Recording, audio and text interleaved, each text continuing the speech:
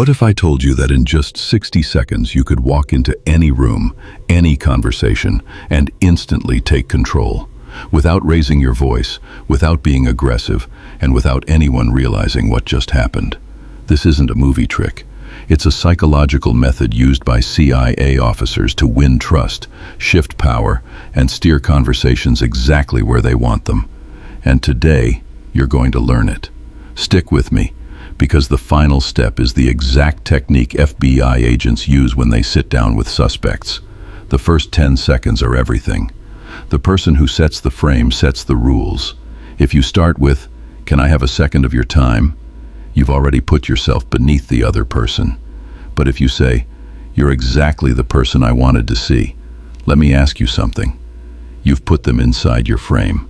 The trick is simple. Say their name first, then give direction. Example: John, quick thought. Imagine this scenario. Their brain can't resist.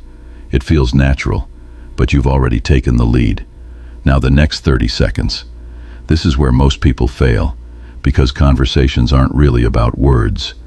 They're about tone, pace, and body language.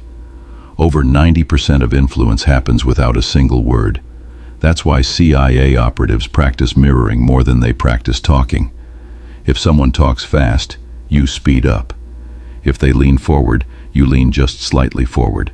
If they cross their arms, you shift your posture, but not identically. It creates a subconscious connection. Their brain says, "This person feels familiar, safe, like me." And here's the bonus. Use emotional labeling. Drop quick lines like, "Sounds like this deal excites you," or "I can see this has been stressful." When you label an emotion, the other person feels understood, and the one who understands controls. But the real command comes in the final 20 seconds. This is where you plant the directive. The human brain craves closure. If you leave a gap, people rush to fill it. That's how you guide them, exactly where you want. Instead of asking permission, assume the direction. Don't say, "Do you want to meet again?" Say, "Let's meet Tuesday or Wednesday. What works better?" Don't say, "Do you agree?" Say, "So we're on the same page about this, right?" And when you add a time constraint, it becomes even more powerful. We've only got a minute, but here's what matters. The brain locks in, and the other person follows your lead. So let's put it all together. In the first 10 seconds, you set the frame with name and direction. In the next 30 seconds, you mirror their energy and label emotions. And in the last 20 seconds, you assume control and close the loop. That's how CIA officers command an entire conversation in less than a minute.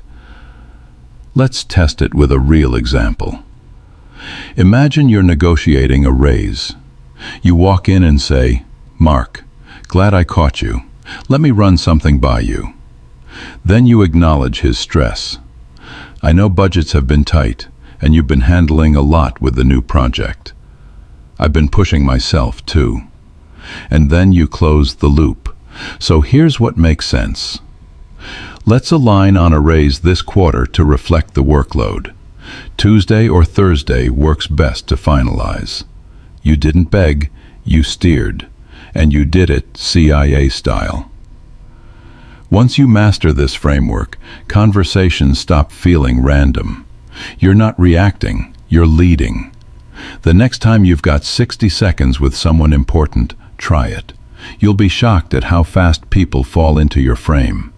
And remember, this is just one tactic. If you want the rest of the playbook, the lie detection hacks, persuasion cues, and interrogation secrets, make sure to subscribe, because in the next video, I'll show you how to spot deception in under 5 seconds.